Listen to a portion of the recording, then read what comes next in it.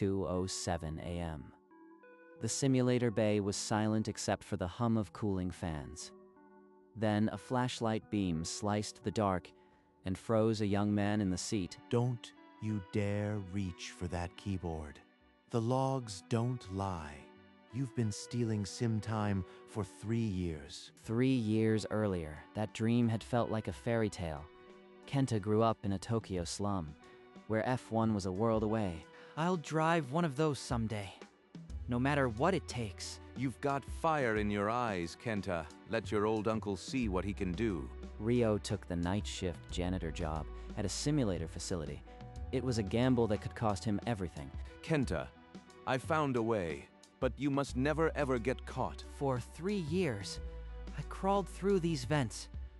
I memorized every turn, every guard's shift.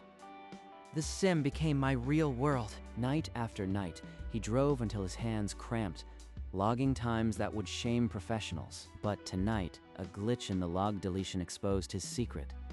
The head engineer stood over him, and Kenta's stolen dream hung by a thread. The engineer's thumb hovered over the security alert on his tablet.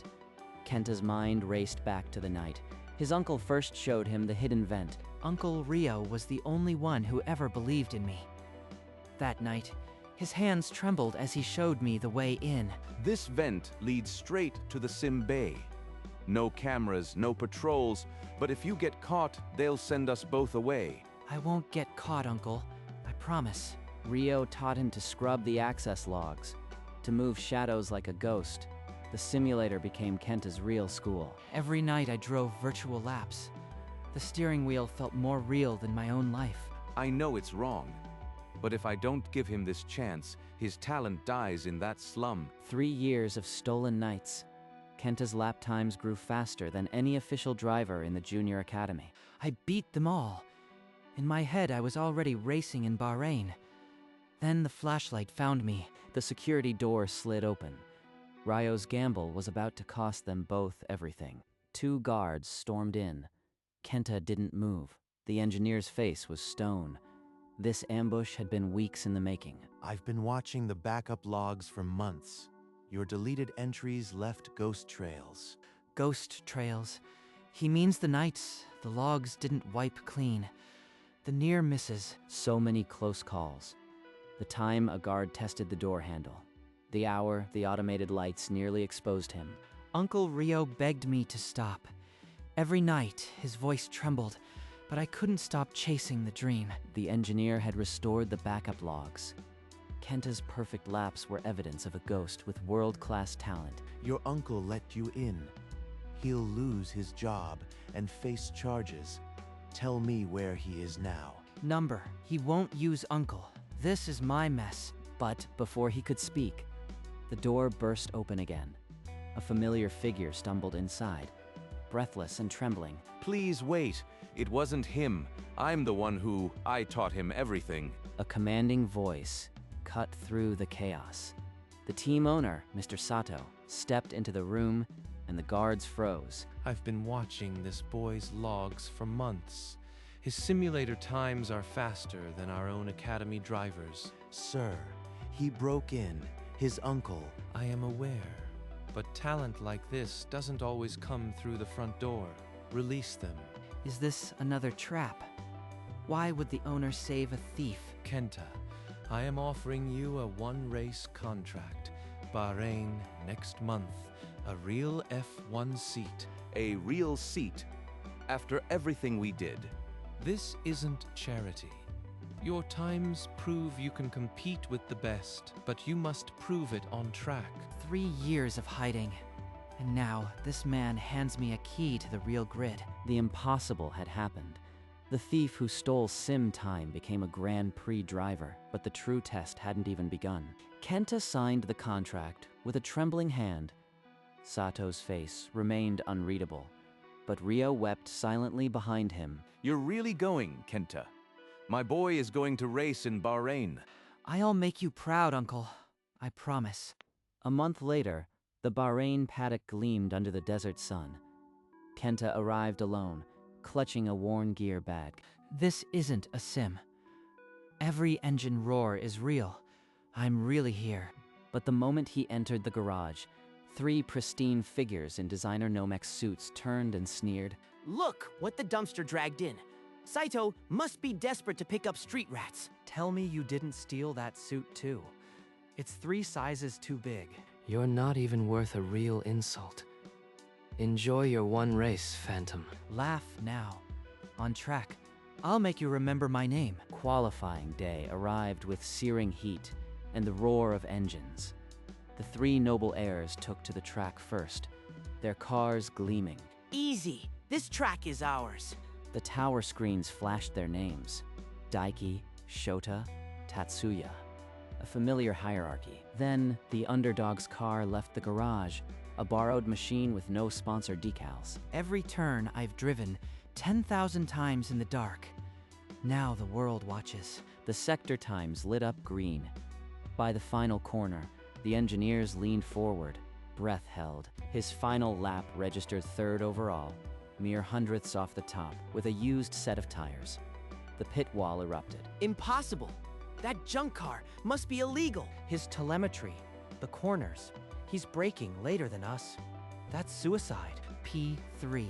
Remember my name now. As the Bahrain night coated the paddock in silence, 3 shadows slipped past the security fence. A couple of loose wheel nuts should teach that street rat his place. Those snakes. I knew they'd try something. Step away from that car. I am calling security. You, the janitor? One word from us and you lose your job and your nephew gets disqualified. Who do you think they'll believe? The heirs slipped away laughing, their sabotage unfinished. Ryo's legs carried him straight to Kenta's room. Kenta, those noble brats tried to tamper with your car. I saw them. They're scared. That's why they're stooping this low. Did they actually damage anything? Don't report it, Uncle. I want them on the grid tomorrow, believing they can win. Then I'll destroy them with speed alone. Kenta didn't sleep. He sat with his helmet, tracing its visor, waiting for sunrise and the chance to prove he was more than a thief. The grid locked into place. Kenta's heart hammered against the borrowed suit. Daiki, Shota, Tatsuya, all ahead, all predators. The lights went out. Tires screamed. Instantly, the 3 heirs moved to trap Kenta, forcing him wide onto the dirty asphalt. They're trying to kill my race before it begins. On lap 5, Tatsuya deliberately squeezed him toward the wall.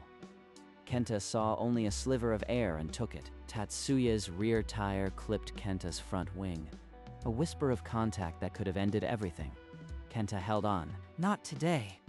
I didn't steal time to crash out on lap 5. The pack settled. Kenta was still P3, but his mirrors were full of threats. He ignored them and began to push. Shota is the weak link. His exits are messy. Lap 7. Kenta started eating into Shota's gap, 10th by 10th. The pit wall noticed, their doubt fading. The race was far from over, but the Phantom had just become the hunter. Lap 15. Kenta was right on Shota's gearbox, his breathing measured, his eyes locked on the braking point. He always brakes early. One move now. Into turn 1. He dove inside. Shota swerved to block, but Kenta was already there, wheels interlocked for a heartbeat. Kenta held the line. Shota, furious, tried to cut back and lost it. His car snapped sideways and plowed into the gravel. The timing screen flickered. Shota out, Kenta. P2. The pit wall roared with disbelief and joy. A crackling radio came through Kenta's helmet for the first time since qualifying. Race engineer. P2, Kenta. Shota is out. Gap to Daiki is 3.4 seconds. You're faster. Go get him. Uncle, I'm second. I'm chasing the lead. No room for sentiment. Daiki is mine. 1 noble down. 2 to go. The Slum Kid was rewriting the script. For 10 laps, Kenta hounded Daiki. But every straight, Tatsuya dropped back and blocked, weaving like a serpent. He doesn't even care about his own race. Just wants to ruin mine. Kenta's tires were graining behind Tatsuya. Every second stuck back here was a gift to Daiki. Pit me now. Undercut. I'll do the rest. His crew scrambled, tires, fuel, a prayer. The car screamed into the pit box. A perfect stop. 2.3 seconds. Kenta rejoined in clean air, and his outlap was a missile. Daiki's team panicked. They fumbled the reactive stop, a jammed wheel gun, a dropped tire. Tatsuya pitted a lap later, but emerging behind Kenta was useless. His blocking now a memory. The sector times went purple. Kenta was lapping nearly a second faster than anyone on track. When Daiki finally rejoined, the gap was gone. The Phantom led the Grand Prix. Daiki's car filled Kenta's mirrors. The noble heir had abandoned racing for revenge. He's overdriving. Every exit is a slide. One mistake and we both crash. On the main straight, Tatsuya appeared from nowhere, pulling alongside. Then Daiki darted right. Kenta was boxed. They squeezed. Metal shrieked. Kenta's front wing sliced against Daiki's rear tire, the end plate shattering. The floor is scraping. Downforce is gone. The car is wounded. The radio crackled. Box this lap, Kenta. Your rear wing is damaged. But Kenta's voice cut back. Negative. I can hold them. Do not pit me. The wounded car slid through corners, but Kenta's lines were perfect. He adapted, sacrificing speed in one sector to protect the wing. World feed commentary erupted. He's got a broken wing. How is he still ahead? This kid is pulling off a miracle. Daiki threw everything at the gap, but Kenta's defense was iron. The Phantom refused to yield. The penultimate lap, Tatsuya's engine seized with a death cry, smoke billowing, his race ending in disgrace. Daiki ignored frantic fuel warnings. He lunged into turn 8, a move born of utter despair. One more corner. He's out of rope. Kenta opened the inside, then crossed back. Daiki overshot, locked up, and slithered onto the dusty runoff. The gap exploded. Daiki's engine coughed, fuel starvation, and his car coasted helplessly. The checkered flag waved. Kenta's wounded chariot crossed the line in a silent roar of defiance. The timing board froze. P1, Kenta, 4.2 seconds. The Phantom had conquered Bahrain. Uncle, I did it. I stole the dream and made it real. The crowd rose in stunned ovation. The Slum Kid had beaten every noble heir.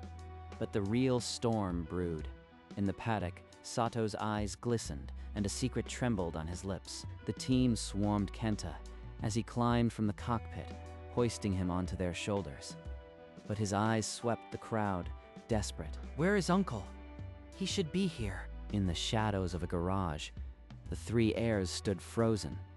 Daiki threw his helmet. Shota refused to look at the screens. This isn't over. That street rat got lucky. Tatsuya just stared, his pristine suit now soiled with humiliation. Sato watched from a distance, his face unreadable, but his hand clutching a fold of paper. This victory is empty without him. Finally, Kenta spotted Ryo. Outside the paddock fence, the janitor stood, still in his uniform, tears tracing lines through grime. My boy, you flew. Kenta's chest tightened. The podium awaited, but the person who mattered most was a stranger to the celebration. The podium ceremony began. Kenta climbed to the top step, but his movements were mechanical, his eyes still searching. Sato approached, the heavy trophy in his hands.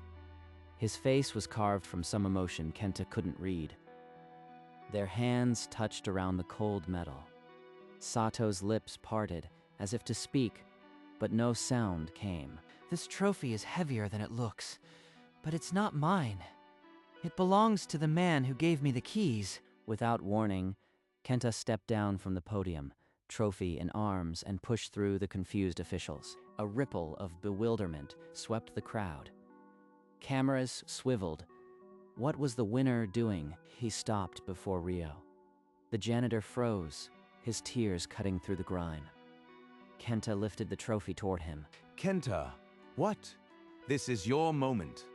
You earned it. Uncle, you gave me the keys. You gave me the dream. This isn't just mine. It's ours. Ryo's trembling hands closed around the silver. Sato, still on the podium, covered his mouth, tears spilling down his stern face. Sato descended from the podium, each step heavy. He stopped before Kenta and Ryo, his face a landscape of sorrow. Kenta, there's something I should have told you long ago. From his pocket, he withdrew a creased, faded photograph, edges worn from years of holding. This woman, she was my daughter, your mother. Mother? I was told she died when I was a baby. I told him she was gone. I never said how or who she was. She chose poverty over our family's rules. I disowned her, but I never stopped watching you, Kenta. Watching me, the owner who saved me, is my own blood. The silence was louder than the distant cheers. 3 men bound by a secret nun had the courage to speak. Kenta's hands trembled. The trophy that meant so much now felt like a weight too heavy to carry. You lied to me, Uncle. My whole life. A lie to keep me safe from what? From Sato's family, Kenta. They would have taken you, molded you into one of their own. Your mother refused that fate. I was a fool. I chose pride over family. By the time I realized she was gone, I only had you from afar. He watched me crash and fight.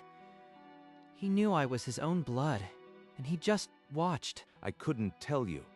I promised your mother I'd give you a chance free from their chains. I did it out of love. Love.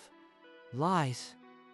They twist together until you can't see the difference. In the shadow of the podium, Kenta felt the rage of a stolen childhood, but beneath it, something else stirred. I don't know if I can forgive either of you, but I know one thing. Uncle, you gave me the dream. No one can take that. I ask for nothing but a chance to know you, to try and earn back what I threw away. Kenta didn't take the hand, but he didn't turn away. The decision hung in the air, unfinished. Kenta took a ragged breath. He turned, facing the cameras, and lifted the trophy high above his head, a signal. He gave me the keys. You gave me the dream. He set the trophy aside and pulled Ryo into a crushing embrace, the janitor's sobs shaking them both. Then he turned and, for the first time, clasped Sato's outstretched hand. Not forgiveness, but a beginning. The stadium erupted, a roar that shook the desert. Cameras lit, capturing the slum kid who redefined victory. In the shadows of a garage, the 3 heirs stood frozen, their pristine suits now emblems of defeat. Daiki's phone buzzed. The sponsor's logo disappeared from his suit. One by one, the brands began to fall. A headline flashed on a distant screen. Heirs lose sponsor confidence within a month. Kenta stood between 2 fathers. The weight of the stolen sim wheel, finally lighter than the dream it carried. 1 month later, the news cycle still fed on the upset. Sato Racing prepared a new contract. A 5-year deal. I have one condition. Uncle Ryo gets a permanent role, not a janitor. An official position, with respect. Done. He'll be our team ambassador. His story, our story, belongs in the paddock. Ryo, now in a crisp team shirt, stood beside Kenta as the ink dried. His mop days were behind him. The stolen sim wheel, once a symbol of secrecy, now sat in a glass case in the team museum. Daiki, Shota, Tatsuya, their sponsors vanished. Their names scrubbed from junior programs. Headline: Slum Kid signs record 5-year deal. Sato Racing Dynasty reborn. Kenta looked at the photo of his mother, now framed on Sato's desk. The family he never knew was finally whole. You were right, Uncle. The keys opened everything. The slum alley hadn't changed. The same cracked pavement, the same flickering streetlight. This is where I first saw F1. On that tiny screen, through the dusty window. Ryo adjusted his grip on the trophy, its silver skin reflecting the dull street lamps. To think it all started with a lie and a janitor's key. They stopped at the corner where young Kenta had cheered at midnight races alone. Ryo set the trophy down on the cracked concrete. Neither spoke. The silence held everything. We didn't need words. The trophy said everything. He picked it up again, and they walked on. the weight now a comfort. The slum gave us dreams, but we gave them wings. They disappeared into the Tokyo night, two men who had stolen time and turned it into forever. In the silence of the familiar alley, Kenta recalled a promise made long ago. I'll be an F1 driver, Uncle. I'll win the Bahrain Grand Prix. Then you'll need a faster ride than that old television, Kenta. I'll steal one if I have to. Rio had laughed then, but he never forgot the fire in those eyes. Back in the present, Kenta's eyes glistened. He nodded to his uncle, a silent seal on their shared journey. We kept our promise. He lifted his gaze to the Tokyo sky, where the stars were faint but present. They had stolen time, and time had given back a dream no sponsor could buy.